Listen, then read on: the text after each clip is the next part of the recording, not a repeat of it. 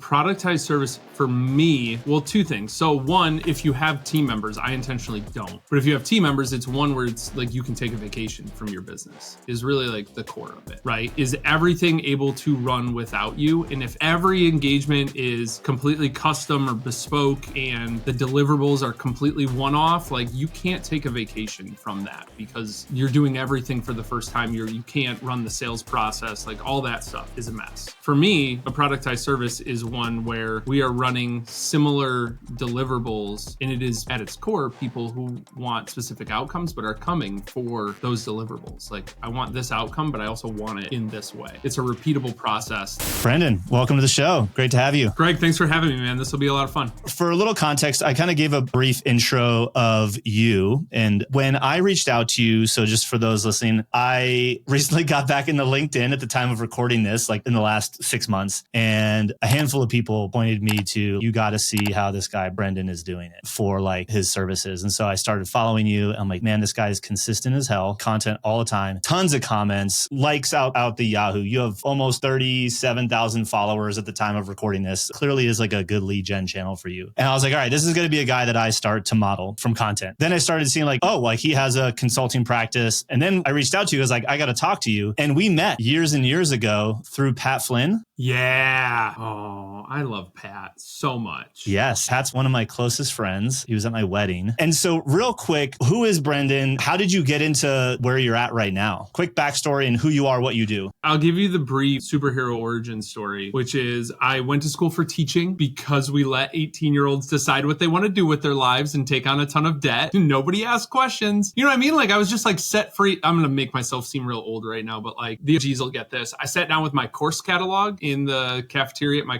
before it was digital. They literally gave me like a big blue phone book of courses and I was flipping through it and it was either like teacher or I went into the radio program. I think both could have worked out great, but I decided to be a teacher at 18, take on a bunch of debt, go to college, do the thing. And then I tried to climb that ladder, got my master's in educational administration. I was rewarded with the privilege of being the lowest paid assistant principal in the state of Indiana. I know because I looked it up. An extra 25 pounds around my midsection, a really unhealthy relationship with alcohol, the Sunday scaries, Sunday night, Monday morning panic attacks, the whole thing. And I was like, that's not for me. That was around the time that I discovered Smart Passive Income and Pat Flynn. I started just building little projects on the side and sold a couple of them and was like, oh, there's something here. I have this like skill set now. Started a podcast. I have this problem, Greg, where like I don't just like consume things. I'm like, I want to like whatever I consume, I want to make. Like if I'm in a bunch of communities, I'm going to start a community. If I'm listening to a bunch of podcasts, I'm going to start up YouTube, everything. I always do the stuff that I'm seeing and consuming. That kind of led to me, I made a non-traditional career move, which was leaving leadership and taking a step back into the classroom. Everybody said that was the bad move, but I remembered reading a story, I think it was about Albert Einstein, maybe, who worked at like a patent office because he could get his work done in like an hour a day. And then he had this big desk and all these materials to like do it whatever he wanted the rest of the day. And I knew that leaving administration would give me that like escape velocity. I had a really smart conversation with a friend who was like, you should probably, because I came up in that weird world of like passive income where they're like, you hate your job, you have to quit your job and do your own thing. So I thought I had to quit teaching to go full time on my own business. Every summer I was like, this is the year that I quit. And I would break my heart every year. I just never could get there. And a friend was like, why don't you just go work at a marketing agency or at a company? And I was honestly, Greg, I had never considered it. I was like, it was mind blowing. I was like, oh yeah, I go work somewhere and probably make 3 times as much. I got like a $30,000 raise overnight when I went to go work, left teaching, went to go work at an agency, worked at a couple different agencies, worked in-house at a company called Active Campaign for a little bit. Gosh, we're coming up. April will be like 2 years, which is wild because it feels going full time on my own thing both feels like 10 years ago and yesterday at the same time. But it's definitely been a process and a journey for sure. It's been so long for me too, but it feels like it was like, I feel like I just left. I don't think I knew that you were Active Campaign. Yeah, I was there for almost 2 years, maybe a little over a year and a half. And what were you doing?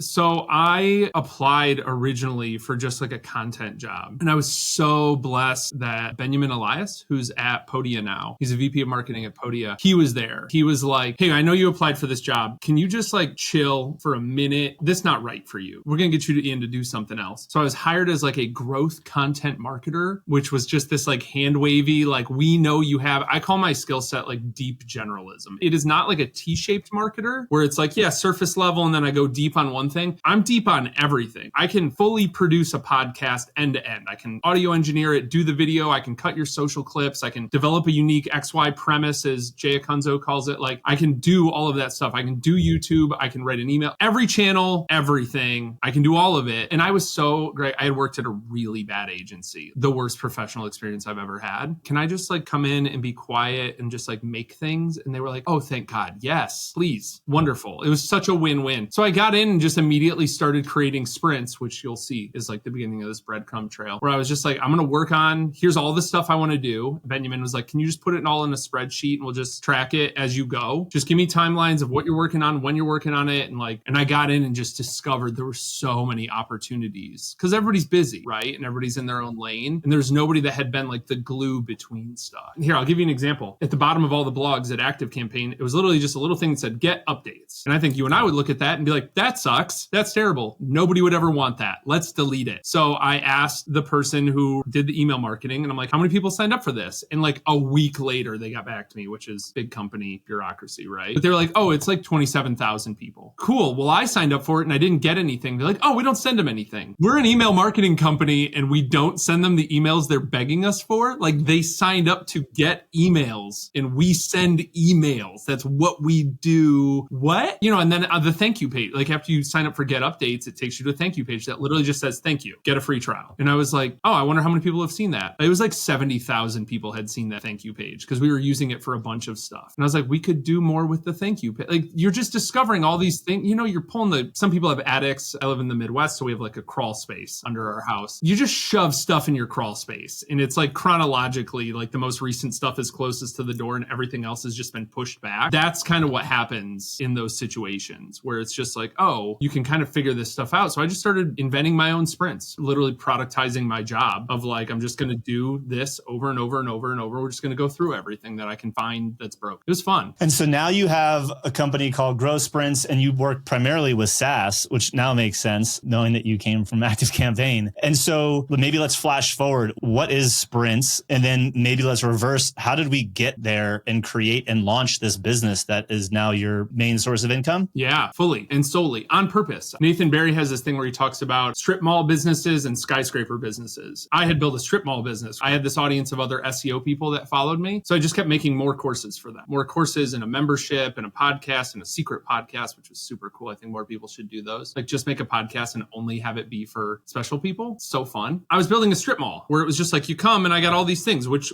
one do you want to go in? Versus a skyscraper business where it's like, I have one service offering and you get all these things and everything drives to one thing. It's very focused. Because I kept getting that question. People were like, what should I buy? And I'm out there like hustling my face off to sell a $97 course. And I'm like, this is not the way. I had kind of built that. And then in deciding to do more consulting and things like that, I had also come from an agency, the previous agency that I worked at. I helped them with their positioning, their offer design. Like, most agencies are like, I do this service, who wants to buy it? Like, that is their positioning. I do service for company, but that's not an offer. Like, when I was there, we were working with a lot of SaaS and software companies. And I was like, we should probably just say that that's who we work with. And they're like, well, we don't want to because we're not. I'm like, look at the site. We have 50 logos on here. 49 of them are software companies and the 50th is Allstate Insurance. Like, come on. Like, we can just say we work with software companies. It's okay. So we did all that. I had all that experience, like positioning and doing offer design in there. And then when I decided to go out on my own, I love like you can tell I love like a good literal name. I don't love a lot of mystery. It's growth sprints. Growth means a certain thing in software, and sprints immediately lets you know there's no long-term retainer, which is the opposite of how most people that sell what I sell do, right? They want you on a 6 or 12 month retainer. Let's get married. This only ends when you fire me. That's also feels, I don't want all my clients to fire me. Like, that broke my heart. Like, that sucks. It's a terrible feeling. Now you fire them at the end of the sprint. We have a graduation / offboarding. I'm trying to wordsmith that, but I put a little graduation cap on the calendar invite. It's so fun. Like, just have fun. Like, you know what I mean? Like, wouldn't you love to see that on your calendar? Like, oh, that's silly. I wouldn't mind it. It would stand out. Absolutely. I put so many emojis. That's such a good pro tip. If you're doing anything with clients, own an emoji. Like, growth sprints, I like really try to own the zap, the lightning bolt. I put it everywhere. It's also in my logo. Like, I worked with a really good designer. His name's Jim Viola from Damn Good Brand. The logo is not only like a bar graph and a lightning bolt, so like growth and speed, but it also looks like a little G and S. It's just, chef's kiss. I love like design stuff like that. As I was starting to figure out that thing, I started there. I was like, I do SEO for software companies, and that's what I do. And then eventually, like, people ask you for different stuff. And you have to decide, like, does this become a part of my offer or do I not do that thing? Like, I don't run ads. I just don't. Like, it's not what I'm best at right now. I might in the future, it might become a part of the offer, but currently it is not. I've been asked a ton. People are like, it's either you or somebody that can do everything. I'm not an everything guy. Sorry. It was just people seeing what I was doing. I had started posting on LinkedIn that you mentioned, and people were just starting to reach out. And I was starting to figure out like how to build that client base. But I built it way before I needed it. Quitting my job was not the time to start. I had started building that audience in 2020 and then really started taking on significant client work maybe end of 2021 and then didn't quit until mid 2022. I waited like way too long to quit my job. It was silly at that point. Compared to how much money I was making in the agency versus at work, my wife was like, you can quit. Like, this is stupid. And so what is a growth sprint right now when a SaaS company comes to you? Good question. Sorry, I think that was your original question. I answered the question. I did like the politician move where you answer the question you want to answer instead of the one they asked. A growth sprint right now is usually like most of my engagements are between 12. Notice how you like do enough sales calls, you just fall right into the material. So like a growth sprint is usually a series of 3 to 4 short focused marketing sprints within like a 12 or 16 week. They can contain different things depending on what they need and how that aligns to what I do. So there is still pieces of SEO. There is still pieces of content. But as things have changed over time, people have said like, you know, you have 28,000 people on your email list. Can you help me with that? So now I do a lot more consulting around email. I have a really unique way, I think, of building a newsletter that I don't see anybody else really do. So I teach that to clients, right? I have like run a bunch of communities.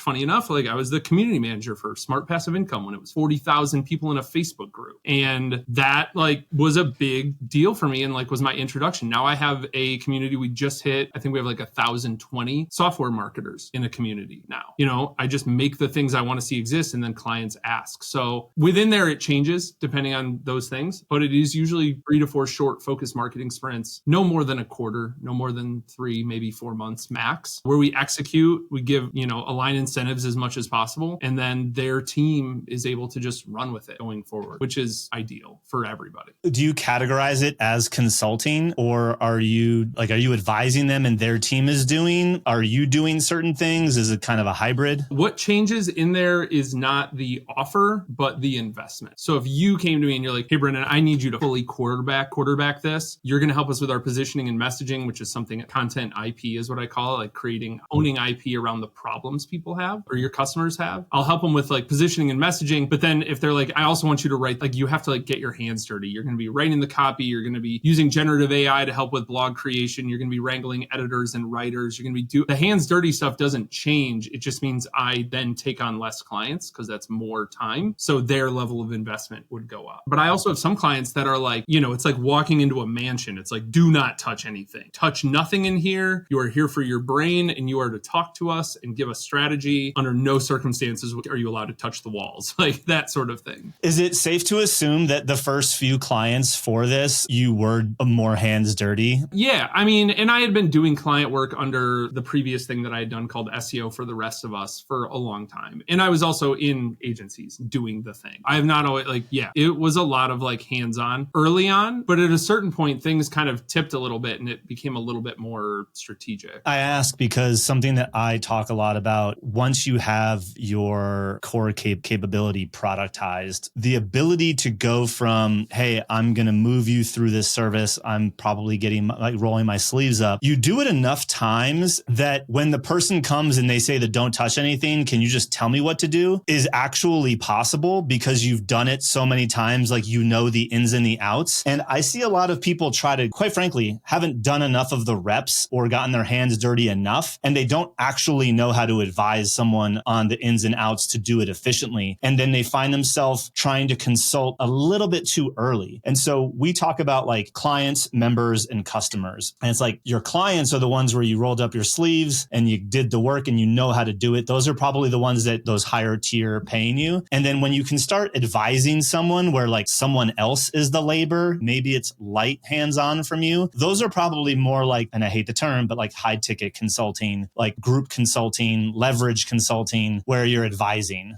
So it sounds like you kind of... And you also figure out like what matters and what doesn't matter. So I'm not going to give them an export out of a tool that has 27 columns when I know only 2 of these matter? All the other 25 or whatever are only going to serve to add confusion and not clarity. So I'm going to give them the 2 columns, and then I'm going to add my own 3rd column that explains like what's happening there. Like that sort of stuff where you're like, okay, cool. You kind of refine the process enough where it's like we cut out, because that's really ends up being where a lot of the job is like getting rid of the cruft and the noise and just focusing on like, here's the actual piece that like, that's a big piece for me of productizing this is they'll be like, well, what about this? What about this? What about this and that? And you're like, no. Here's why none of that matters. It's all noise. These are the things that move the needle. And we're only going to do that stuff. Like I used to do these. One of my clients called it monolithic, which is when I knew I needed to not do it this way anymore. I used to do these monolithic technical audits, like 90-point technical audits. And I had a really smart CMO just be like, yeah, this looks like about 50 dev hours. What's the ROI? Yeah, I don't know. These are all best practices. Shouldn't we just do them all? Like, I just think we should need to do them because that's what we do is everything. And I thought the value was just giving them as much as I could. And then I'm like, oh, but again, this is stuff that gets misused when people try too early. They hear this advice of like, do the minimum, do the less because that's more valuable, but they don't know what less to choose, right? To your point. Yeah. I think you just nailed that one right there. Or they choose the wrong stuff and they're like, I'm going to give you this minimalist pizza. And you're like, this is a bowl with cheese and sauce. Like that's not the same thing as it's not pizza anymore. Like that is a weird analogy. I'm not going to use that one again, but like it's that sort of stuff. Or they like, there's different pieces of it too, where it's, can I teach somebody this? Can I coach them on this? Because that's a lot of the stuff too, where I might be brought in by a VP of marketing, but they have a 7, 8, 12 person marketing team. Awesome. Like how am I going to work in this situation? And if you don't have the reps of like how to communicate, and even to the point of like where I joked a second ago of like falling into the material, when you've done certain things enough, you know the like jokes and the pitfalls and everything and where everything needs to fit together to the point that everything gets done and we're all happy with it. Because that's the outcome at the end of the day. Like I need my clients to be super happy with the experience. And I also need you to do all of the things that we talked about doing. Because as much as I love getting paid, at the end of the day, if I've gone 2 years and all my clients have put my strategy on the shelf, that's a problem for me. Like I don't have any more up into the right graphs. Everybody's like, all these up into the right graphs say 2017. Like what would you say you've done lately? Like that, I need those, you know? And thankfully there are people like you out there. Some of them don't care about those things. One question that I've been asking a lot of people, because I feel like this definition continues to evolve, but like just for the sake of it, like how do you define a productized service? A productized service for me, well, 2 things. So one, if you have team members, I intentionally don't. But if you have team members, it's one where it's like you can take a vacation from your business is really like the core of it, right? Is everything able to run without you? And if every engagement is completely custom or bespoke and the deliverables are completely one-off, like you can't take a vacation from that because you're doing everything for the first time. You can't run the sales process. Like all that stuff is a mess. For me, a productized service is one where we are running similar deliverables and it is at its core people who want specific outcomes but are coming for those deliverables. Like I want this outcome, but I also want it in this way. It's a repeatable process that, and I say this as somebody who is hospitalized. This is also the thing, a lot of like service people that love to like share their revenue numbers publicly, which is like, I never do. I think it's really corny. A lot of those people leave out the part where like they've put themselves in the hospital for stress. Or they say the top line number and not the bottom line number. Yeah, they're like, yeah, we did. Ask somebody that the other day. They're like, I want to do this thing. And I'm like, well, it feels like a distraction. How much do you make in your core business? And they're like, the business did 2 million last year. Yeah, man, what'd you make though? Did you make 100 grand pre-tax? Like, I don't know. Could be. I've seen it. That's rough, right? Like that sort of stuff where it's like, anyways, like I say this as somebody, I have productized my business out of like desperately trying to stay alive. Like I have put myself in the hospital 2 times. Once at that previous agency that I mentioned was really toxic. And then frankly, once when I was at Active Campaign, just being run ragged with work. Greg, I love this. Like, I love this. Like, there are people, people can tell, and you can tell on LinkedIn, like, I can't shut up about software. I think it's so cool, right? Like, I love that. I love marketing. I love the whole business. Like, I love sales and product. Like, I'm obsessed with all of this stuff. And if you can imagine, like, being worked so hard that I hate it, I am generally getting like brain scans and I'm blind in one eye. Like, it was bad. They were like, we don't know what happened. You're better now. It might have just been stress. test. And I'm like, all right, cool. Like the body does keep the score. I needed to productize this just to be a lot and be a good dad. I have 4 boys, 10 and under, a wife that I love a lot, and a community that I'm also wildly in love with. I want to be there for all of that. So I had to productize it. It had to be something where I couldn't do that again. Yeah, that makes a lot of sense. So this kind of opens the door, because I think something that when I asked you and then you responded with the complete opposite answer of what I was expecting, I was like, oh, that was kind of interesting. I don't even know why I asked that. I asked you this question of like something about like your team or something, or, because there were like very limited times that we could speak. I was like, I think I said like, you said I have this thing. I was like, don't you delegate that or something?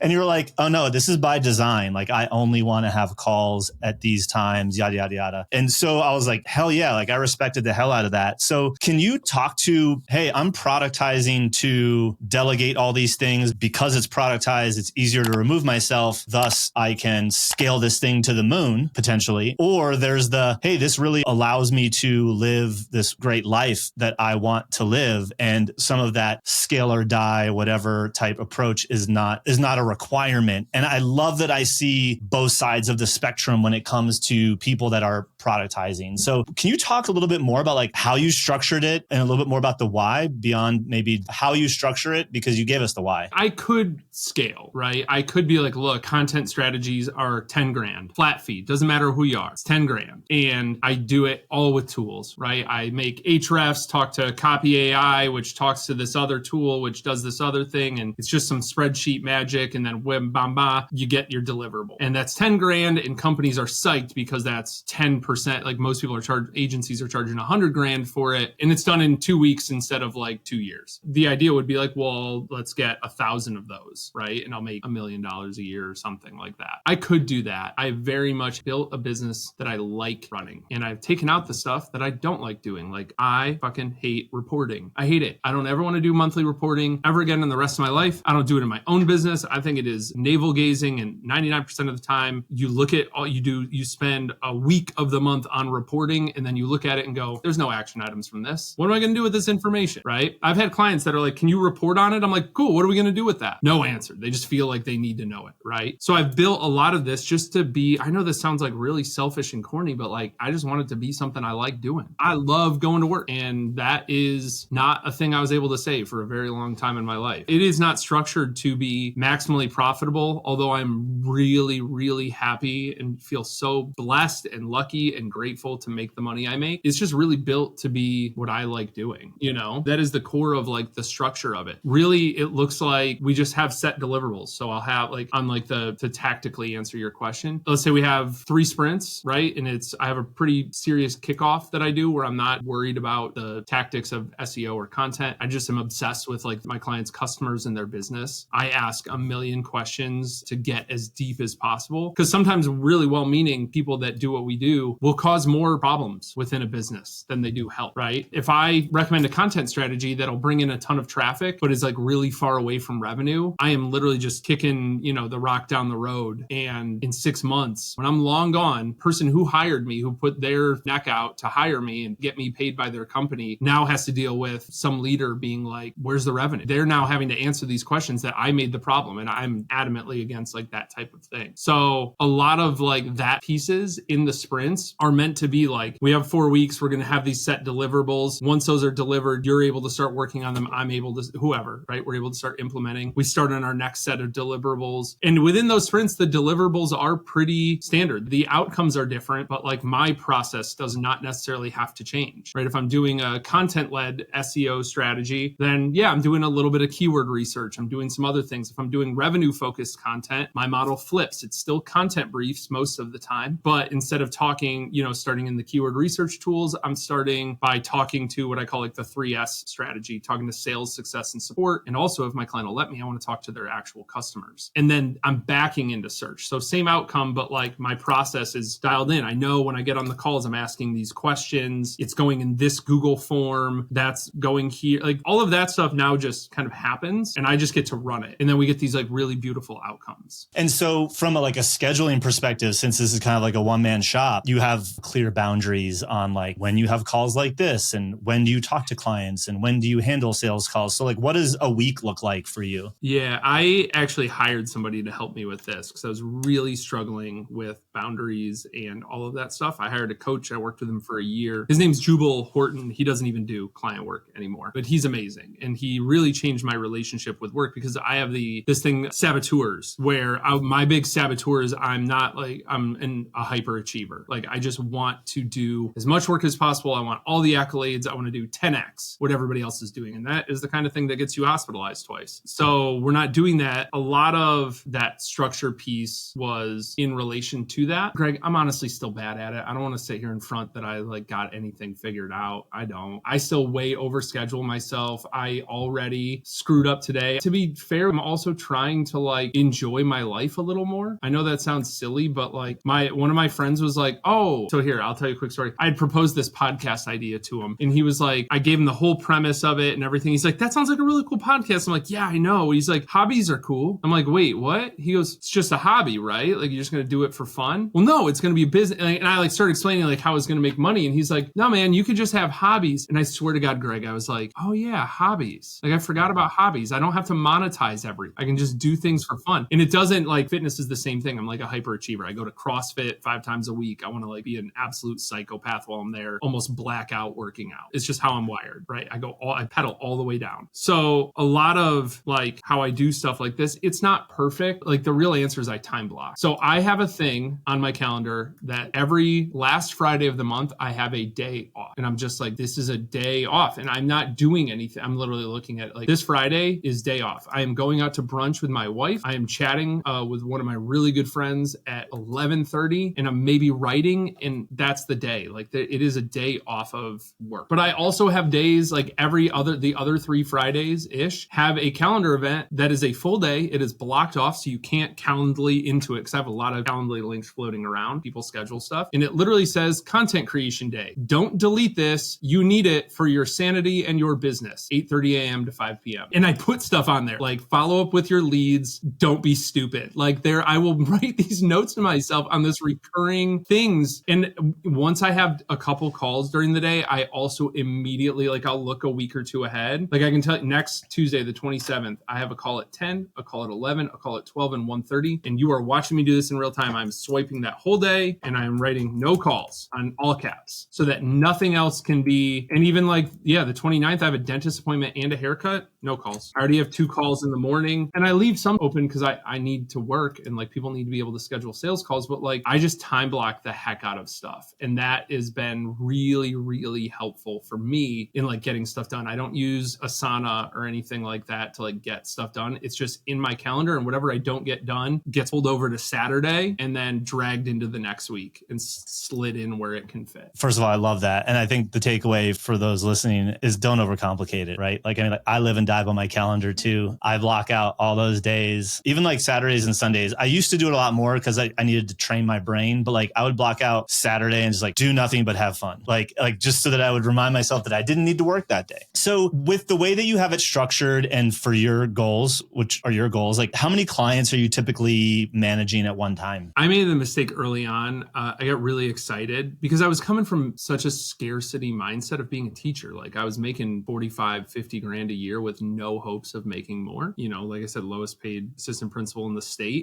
So as soon as I had 10 people in the same month that were we would all like to give you $5,000 for this service. Early on, I also don't want to front either. I started charging people $500. I was it's $500 and that's what I do. And that was years ago, but it was 500. And then I'm ooh, a lot of people like that. What about it? 1,000 sounded so insane to me. It sounded, as a teacher, it was an astronomical amount of money, right? And then it was 1,000, then it was 1,500, and then it was 2,500, and then it was $5,000. And you just keep figuring out how does the offer align to what you get paid? So now in a spot where I don't work with more than 3 or 4 clients at a time, sometimes I'll push it a little bit if there's a project that I'm ooh, that's really fun. I don't want to miss this, and which is a fortunate spot to be in. Because I said yes to everybody. Those 10 people were if you can imagine, I made as much in a month as I used to in a year as a teacher. That is a catastrophic, world-changing changing moment for a human to realize like, oh, your relationship between your time and your money is completely different now. The problem is if you're a hyperachiever like me and just continue moving the goalposts, you're like, oh, I can make infinite amounts of money and nothing will ever make me happy. Because that happened too. I got everything I ever wanted in life and was like, I'm still not happy. Crap, right? Sorry. It was like a weird, I don't want to end on that note because people are gonna be like, oh, cool, womp womp. But like that did happen. Like none of this stuff actually like made me happy as much as I love it and enjoy it. But yeah, now I'm smarter because, and it wasn't, Greg, that like the work was bad. It was just that the communication sucked. It was too much flying around. I didn't have a process for comms. Now I do. Now I'm like, you're either in Slack as a guest or we're using Slack Connect between our companies and like doing it that way. And perfect. So that for me has been like the biggest unlock is also just like keeping comms organized. Because you'll always have those clients that are like, just want to check in. Hey, I know things aren't due for 3 more weeks and we just kicked off yesterday, but I want to make sure you're on the right track. Can I get a preview? If I'm giving it to you now, what was the point of the day that we delivered on, right? It's funny. We have a training and a process that we teach called the comm cycle. And it's like how to set up internal and external communication cadence for like team and clients so that you aren't just freaking clicking refresh and like, where is the client going to complain in 4 seconds? No, let me refresh again. Let me see if they need something. Oh my God, that dread of looking at your inbox. It's like, I got to the point where I was like, I don't want to look at my emails. I was getting like the shakes just opening my Gmail. Like it was terrible. So like that was a big piece of it too. So less clients just because the comms are better. And I've recently gotten really into like hospitality. I know that sounds weird. That has become really important. Do you ever have this thing, Greg, where like 2 unrelated people in your life, like both recommend the same thing or at the same time? And you're like, okay, God, universe, I got it.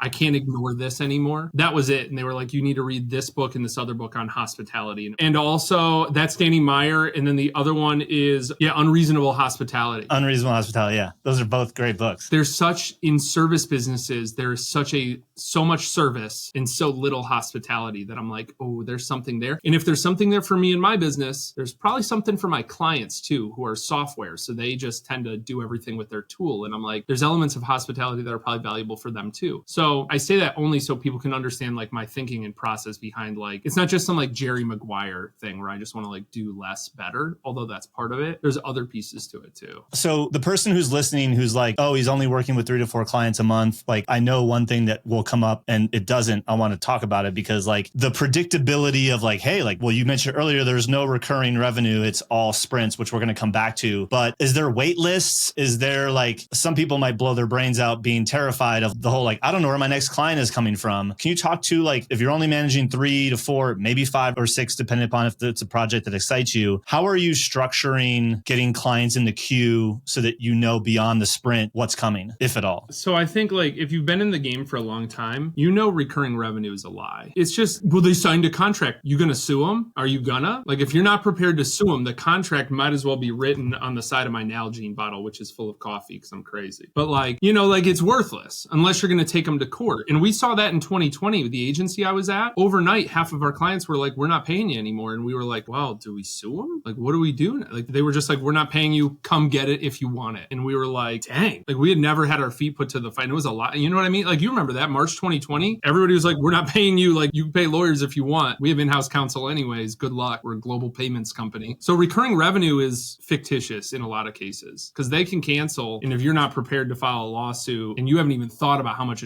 like most of the time we have these contracts and then we're like, how much does an attorney cost? Could I even sue them? Like, what is that? And do I even want to? Do I want that stress? Do I want that reputation? I don't know. I think that like we think we have money in the bank, but we actually don't. We're just kind of lucky that we tend to choose our clients well and they don't screw us that much. So I think that's a piece of it is like, I realized that. I also realized that the offer can beat recurring revenue. When the offer is good enough, your pipeline is full enough. And I had reached a point where I didn't quit my job until I knew this pipeline would keep going. And Greg, it doesn't mean it's not scary. The last 6 months have been freaking terrifying in tech. Last year, 1,000 companies laid off 250,000 people in tech. It's not a great business to be in. Everybody thinks that's where the money is, but like venture capital is gone. Everybody's trying to be profitable and lean. I was doing all sorts of pricing experiments, offer experiments, leads tanked over the summer. Like it was not cute for a minute there. Things are much better now. Not to be rude, but if I wasn't making any money, like we probably wouldn't be talking. Like I would probably just be focused on that, right? Like things are okay. But like, I think it can be scary, but if you are good enough at the market, like especially if this isn't just for like marketing, but like Like, I always think it's weird. Somebody hit me up the other day. They're like, hey, I sell leads. Like, I'm going to do lead gen for marketing. And I'm like, I don't know, man. A lot of marketers that like, they kind of can do the thing they sell. So they shouldn't need to buy leads. And if you're buying leads as a marketing agency, that feels weird. And they were like, I don't get it. And I'm like, yeah, all right, cool. But I think like you should be able to do the thing. And if the thing that you do for clients doesn't work for you, and I say this as somebody that did SEO, I can't do SEO about SEO. I'm never going to outrank Backlinko, Neil Patel, and HubSpot. Zero chance. Ahrefs, SEMrush, zero chance. Publicly traded company, SEMrush, never going to beat them. So like I had to figure out other avenues. I had to figure out where I over-index, which was YouTube, podcasts, video, LinkedIn. Like that's where I could win, where I could definitely be better than all those other brands. So it is scary. I'm such a big believer in like having a career mix where it's like I have overlap. Sean McCabe wrote this book a while ago that's beautiful and brilliant. I have it on the shelf over there. I look at it all the time. It's called Overlap. You just overlap this thing with the next thing, and nothing is ever like bookended together. Everything is overlap. So, I mean, you can tell based on what I already told you earlier that like my job history has directly informed the next thing, and it has all been strategic, kind of like leading to this. Yeah. And so what I gather from that is you've been in the game long enough where you understand how things like retainers actually work. And so you don't really rely on them, but you also are confident in your own marketing chops to be able to kind of create demand because your offer is something that you've strategically engineered that you know people want. Yeah. And don't get me wrong. Like there's also a lot of like privilege behind what I'm saying, right? Like I'm a near 40-year-old straight white dude in the Midwest that had like a great upbringing. Like I'm playing this game on the easiest mode possible. So all of this like bravado and all this like that I bring to the table, I understand like there are other groups of people, pretty much everybody who's not me, that is dealing with a different deck of cards that they've been dealt. So like there is a lot of like, yeah,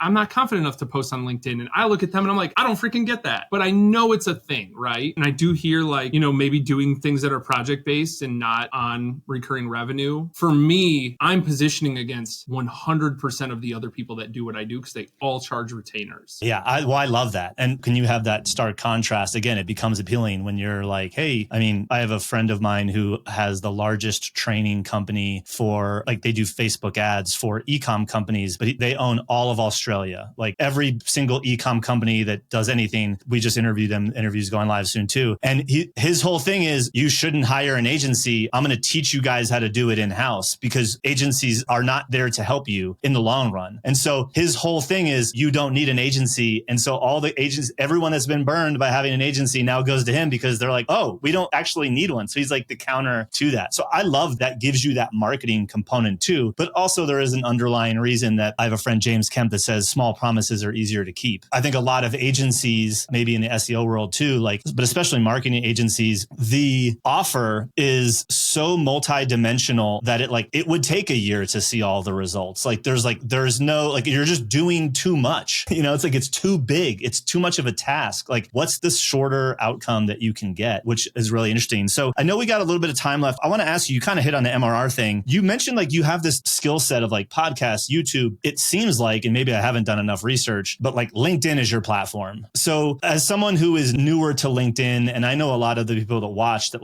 we keep hearing more and more that LinkedIn is the place to be. And there's still tons of opportunity to be there. Any tips on you don't run ads. What is the lead generation game on LinkedIn where I don't have to be spamming people outbound with the same messages that I have to delete 15 times a day? Let's talk about first, what to do when it works. So okay. When people are reaching out to connect with you and you're like, ooh, that is exactly the kind of person out there. VP of marketing at company. That's their, I don't want somebody who's like, oh, I'm a SEO link builder. We're not connecting. Nope.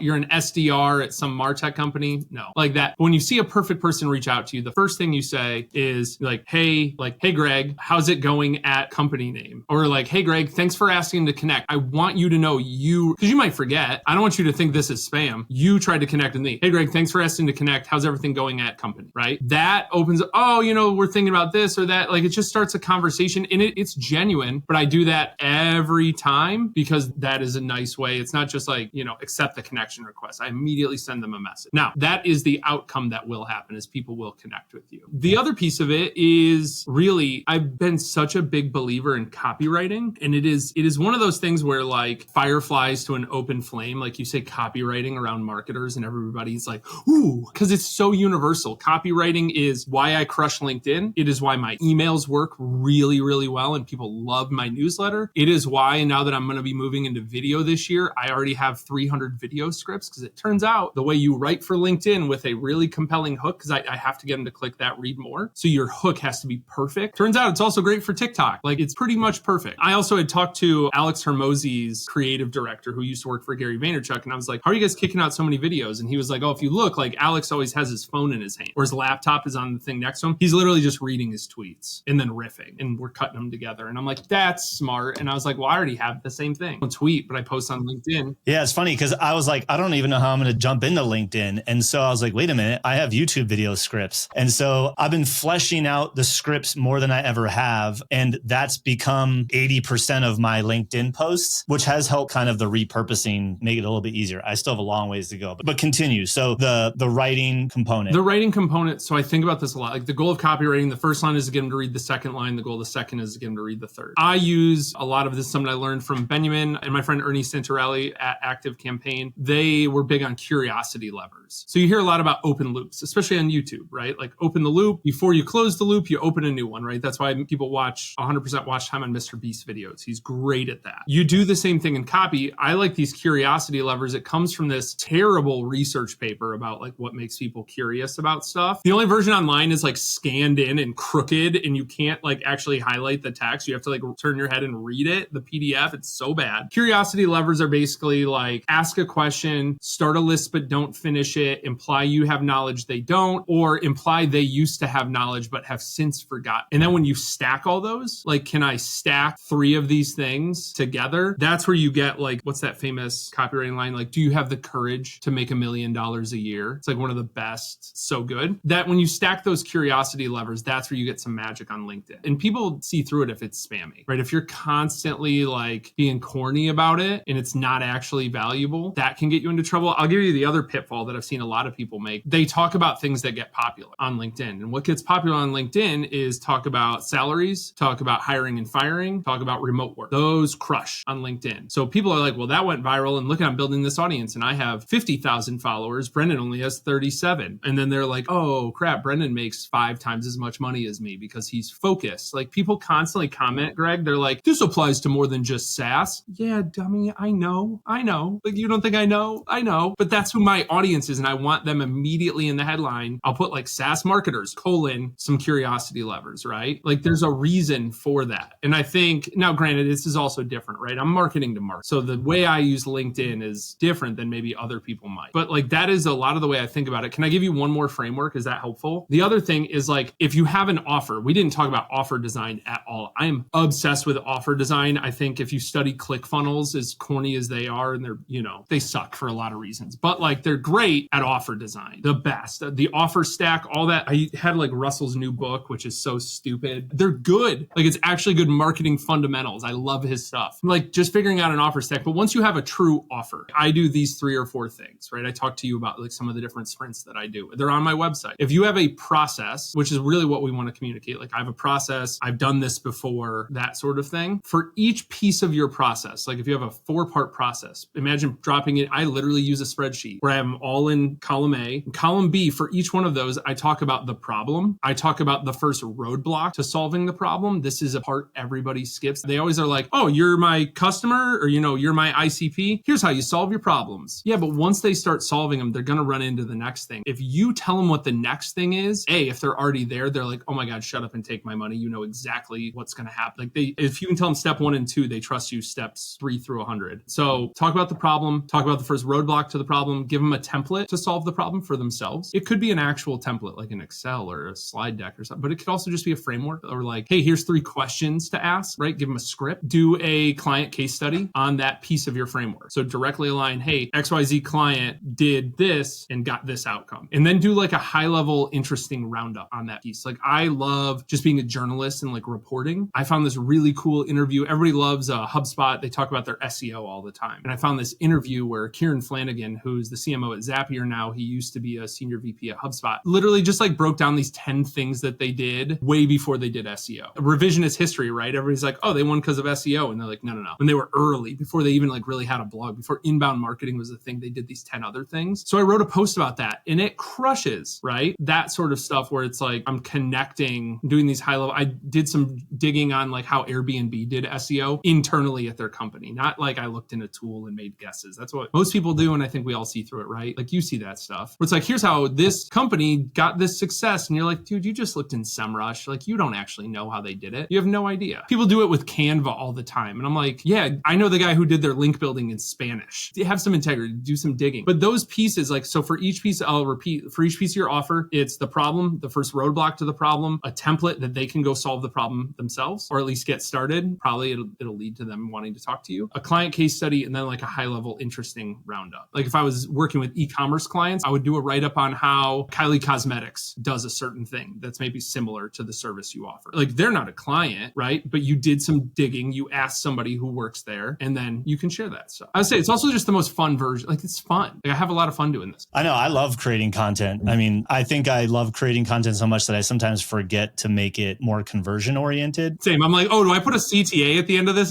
I'm just so proud of it. So would you fundamentally say that your core lead generation process is your posts lead to potentially people connecting with you and you're reaching out to them, or maybe they commented and you're reaching out to them, or they're just straight up asking to book a call? Like, is that as simple as the acquisition is for you? So LinkedIn is like half of my pipeline. And the other half is referrals, existing relationships, and communities. I love people. Like you can tell, I could talk to you for 2.5 more hours. We've been 7 minutes past and I don't care. This is so much fun. I love it, right? I do it all day. So I love being in communities, just talking shop, like being in it with people, supporting them in their careers. So I'm in like a ton of communities. And so that ends up becoming a thing too, because I'm just in there being supportive and stuff. You can tell, like when you join a community and there's always that guy who's like sharing graphics and like his company logos in the bottom corner. And you're like, oh, quit being corny with it, guy. Like just show the graphic. You don't, it doesn't have to be marketing. And the thing is, like, I don't mean to be like hands woo-woo about it, like hand wavy, but you also attract the right people when you do it the way that feels right for you, right? Versus like being kind of corny about it. You're like, well, it works. And it's like, yeah, they're probably not attracting the right people that they really want to work with. Not the savvy, smart people that you want to work with. I could easily talk to you for hours. And I'm a huge offer person as well. Like the structure of it, how do you deliver it with like the most leverage? You probably have,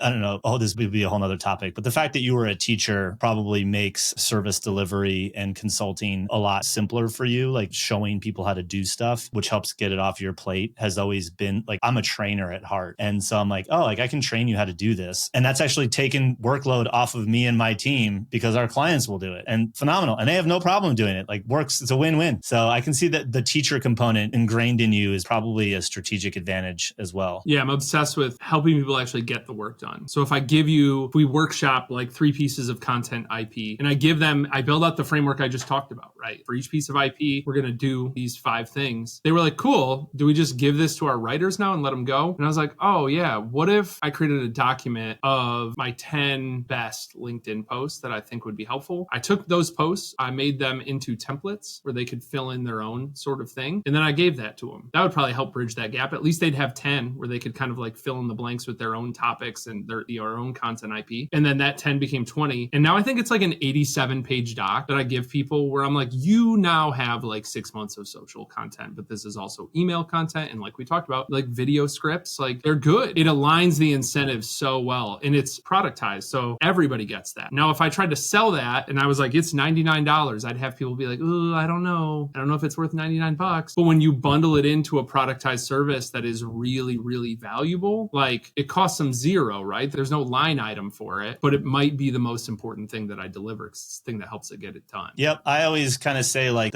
when you go back to where we started, like you did the work, enough reps to realize that a document like that served you to make you do your job simpler. The building of those assets become a key piece of the deliverable. Some people, which could probably sell those for a few $100 or even a few $1,000 and have people implement it DIY. But like that level of IP, that tool, that asset that you created often only gets generated from someone who's been in the trenches and has needed to create it so that they could do the service themselves. So it's like, you kind of have to go through that iteration. Dude, thanks so much. I think, again, my objective here was, I think a lot of people intro, you called it out. When they go to design their business, productize as something that we talk a lot about on the channel, it's like it's skews towards, well, I have to scale this thing to the moon and I'm going to be completely out of it. And more, I think you're seeing people that are like, I really love the craft, the mastery of the game. I don't want a big team. And productized services can equally work for someone like that. And that person can be happy and live an amazing life as well. And I'm thankful that there's folks like you out there that are designing it with intention, because I see a lot of people that build a business that they hate, and like, that's no fun. Then you got to burn it all down and figure it out from scratch. So, and again, we had to learn the hard way from being burnt out and going semi-blind, to figure it out. But there's another option there for you. So thanks for kind of sharing your journey. Where can people find out more about you? Here's what I'll do. I would say LinkedIn, but you could, if you Google my name, Brendan Hufford, you can spell it however you want. Although they're probably listening to this or watching it, so they see how to spell it. I'll pretend it's because I'm good at SEO. You can Google it, spell it however you want, and that'll lead you to all the things. My website will come up there, LinkedIn will come up there. Or you can follow me on LinkedIn, just copy and paste my name out of the show description or the title and put it into LinkedIn, and